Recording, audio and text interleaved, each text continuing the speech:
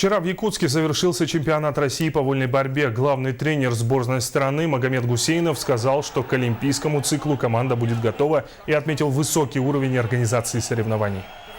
Мне бы хотелось сейчас, конечно, выразить благодарность руководству, президенту Якутии, парламенту Якутии, организационному комитету Якутии, что настолько красиво, настолько приятно, уютно, тепло, встреча, проведение. Хотелось выразить благодарность судейскому корпусу. Так четко судили, никаких ошибок не было, кроме мелких таких.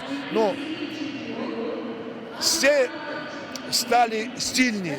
Не было никого, не засудили, ни такого неправильного судейства не было. Было все в хорошем уровне. Конечно, показала Республика Якутия очень большое внимание. Золотые медали, денежные премиальные.